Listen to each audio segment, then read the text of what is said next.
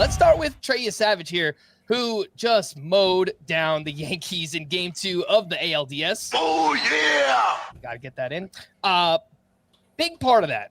5 1/3 no-hit innings, 1 walk, 11 strikeouts here for Yesavage. Had 18 whiffs on 78 pitches, 11 on the splitter, 5 on the slider, 2 on the fastball, 45% CSW, only 78 pitches. Honestly, the start could have been even better. That splitter was just absolutely disgusting. We now have a 4-start sample, which is still very, very small. I realize that, but 3 of the 4 starts have looked great. Trey Yesavage started the season. He's only 22 years old, by the way. Started the season in A-ball, pitched 4 different levels, and now finds himself destroying the Yankees in the playoffs. So this is the type of performance, especially if he builds off this and has multiple starts that are very good, that can hike up an ADP for next season. What do you guys think about Trey Yesavage? I saw a tweet that was like, it was something like, here's a partial list of the teams that Trey Yesavage has wins against this year. Pensacola Blue Wahoos, Hartford Yard Goats, New York Yankees in the playoffs. Yeah. It's pretty good. It's pretty good. I would say Trey Yesavage is everything that I hyped Jonah Tong to be. And that I hyped Jonah Tong to be a lot, you know, and it's kind of fitting to make that comparison for a couple of reasons. One is both of their arm angle is like 63, 64 degrees, which is extremely high, and it makes an unusual look. The difference is Jonah Tong, I'm sorry, Trey Yesavage has at least one killer secondary in that splitter, and Jonah Tong, it's not clear that he does. And so that's why we're seeing Trey Yesavage carry over his terrific minor league strikeout rates to the majors.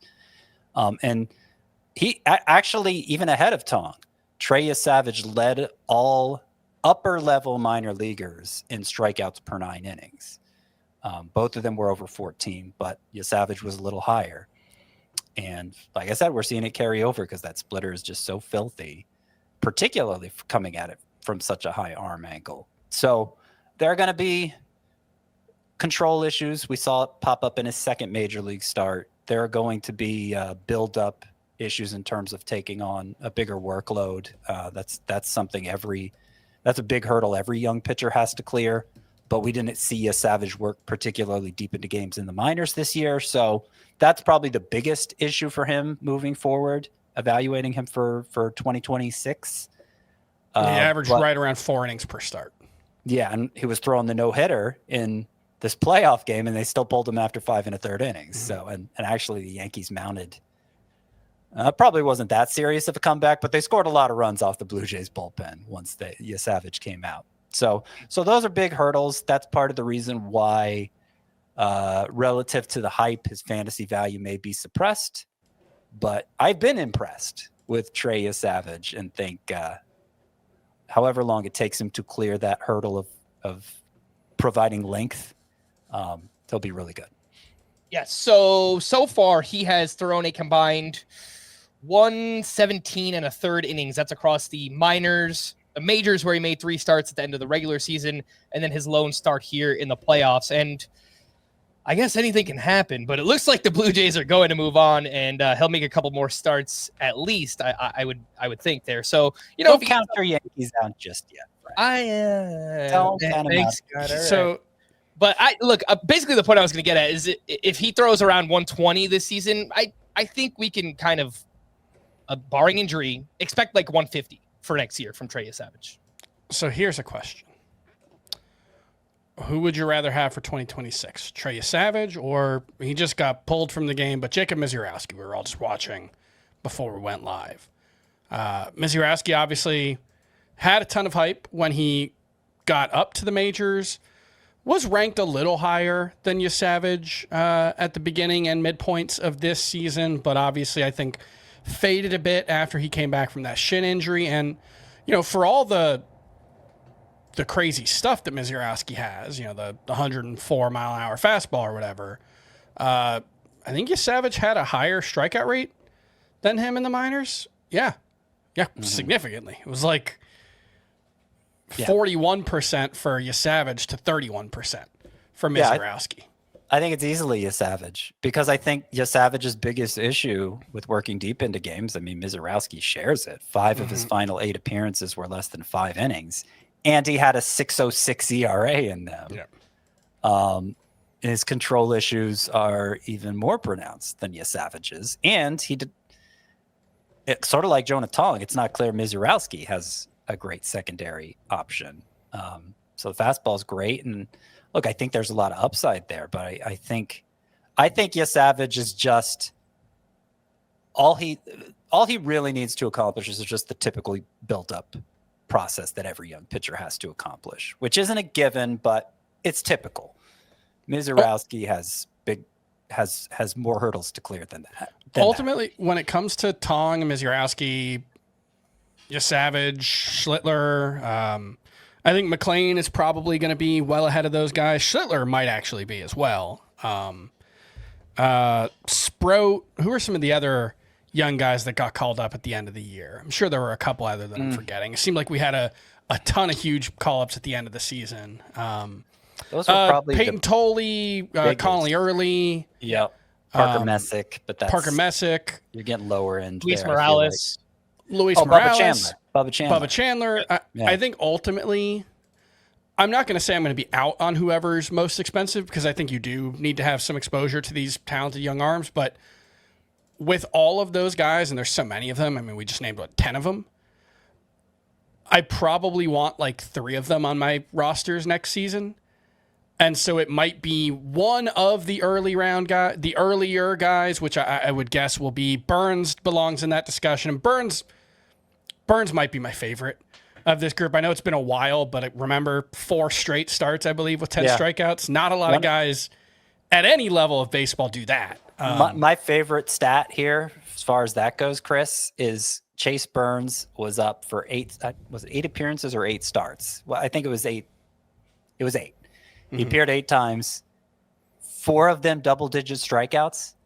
That is more than Paul Skeens, more double-digit strikeout games than Paul Skeens has had in his entire career.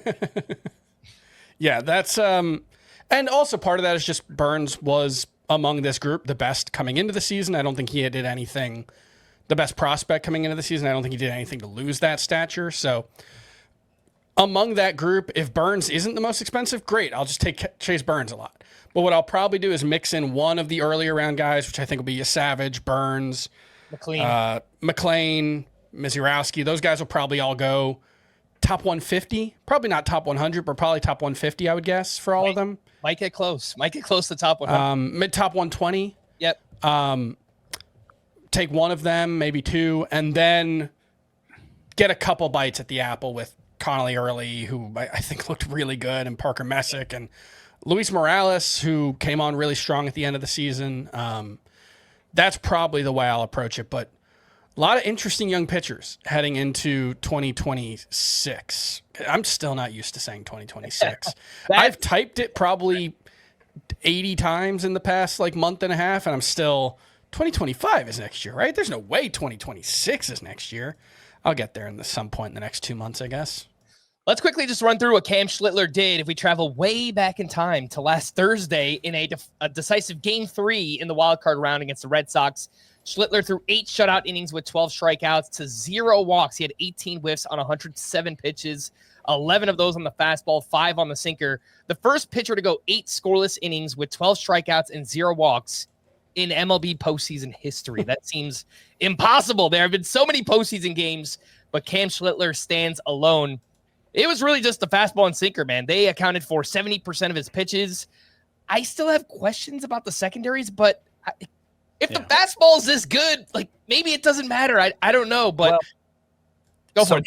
So Cam Schlittler has cleared the hurdle of pitching deep into games. He went 8 innings in this playoff start, struck out 12. His final regular season start, remember, 2 hits and 7 shutout innings with 9 strikeouts. I'm going to be honest, did not remember that. And then he had, 4 of his. So counting that 7 inning start at the end of the season, 5 of his final 8 starts Yeah, and 6 of his last 10 went 6+. Yeah. Okay, And so 90 pitches or more in 9 starts total, including the postseason. 89 or more in 11 of 15. And he had more than a strikeout per inning each of those times he went 6 or more. More than a strikeout per inning. Usually it looks like 2 or more strikeouts than innings. So like Cam Schlittler was actually providing the length you'd expect of a frontline major league pitcher, which is very impressive for somebody who was called up in the middle of the year. Like a rookie and not even a rookie for the full season. Very impressive. He's already cleared that hurdle. And in some ways, you know, I don't want to overthink it. Like he is giving you the volume you want. He's dominant with it. Don't overthink it. But same as you, Frank, I look at the actual breakdown of the pitches and I'm like, okay, it's a good fastball. It's uncommon to see a fastball have the highest whiff rate of any of a pitcher's pitches. And it's a great whiff rate for a fastball, but like you want there to sort of like Spencer Strider when he had a great fastball, he had this slider that 50% whiff rate. Yeah. Right. I think the biggest whiff rate thing on the slider was like 20 percentage points higher than the fastball, as good as the fastball was. And so what happens if Cam Schlittler, you know, if he's throwing 97 instead of 98? Mm-hmm. How which is what he was throwing in AAA. Okay. Like he averaged 95 miles per hour last year, 96.6 at AAA before his promotion this year, 98 at the major league level. That is also just like, I don't know how much to put on that, but that kind of velocity jump is worrisome. Even for he's like massive, right? He's like 6'8", something like that. He's like 5'6", but yeah, he's big. So like, you know, there's I guess something, but like that kind of gigantic velocity jump in a very short amount of time, maybe he was just holding back. Maybe he was always capable of sitting 98, but yeah, I'm a little worried. And I think just in general, you'd like to see one pitch with a whiff rate over 30%. That's not to say he can't be good without it, but you know, even the fastball, 28% whiff rate's really good, but that's not like Luis Castillo was at like 33% a couple years ago. You know, like that's a very, very good mark, but it's not necessarily like tippy top of the league as well. So I think there are a few concerns here with Cam Schlittler, but on the whole, I think he's got to be in that first tier of the second year pitchers, or I guess some of them will be rookies. I think he's probably, except for maybe Chase Burns, I think Cam Schlittler's probably earned the right to be drafted tops among them. You'd put him ahead of Nolan McLean? I think so. I mean, as good as these last 2 starts were, and like there is a flag there, a potential red flag there with, is the secondary arsenal good enough? But I want to stress, and this will kind of play into one of my lessons learned that we'll get to later. Like that shouldn't be a deal breaker. Because I mean, teams are, I don't know if we should credit the teams. I don't know, but just like the way the league is trending, pitchers tweaking their arsenals, adding pitches, subtracting pitches very easily. And so it wouldn't take much for him to come up with one secondary pitch that will put less pressure on his fastball to be as good as it's been. And I would bet on him doing that. So I guess I'd just say when you're approaching Cam Schlittler for 2026, I would not approach him saying, look how good he was as a rookie. Imagine how much better he could be. Sure, yeah. I would say, look how good he was as a rookie. Hopefully he'll be 85, 90% of that. All right, some other quick playoff updates here. Since we last spoke, the Padres, Reds, Guardians, and Red Sox were all eliminated in the wild card round. As mentioned, the Blue Jays are currently whooping my Yanks 2-0. The Dodgers lead the Phillies 2-0 as well. Roki Sasaki picking up saves in each of those wins. He's also closed out 3 different games in the playoffs, and he's looked ridiculous out of the bullpen. So it will be interesting to see how this influences next season. Is this something that Roki Sasaki can carry over into next year as a starter, Or is he so good in the playoffs as a reliever that they just use him as their closer next year? There was a piece on ESPN.com on Monday, I believe, about how they rebuilt him, and goes really in depth in their process. A really good article. You should read it.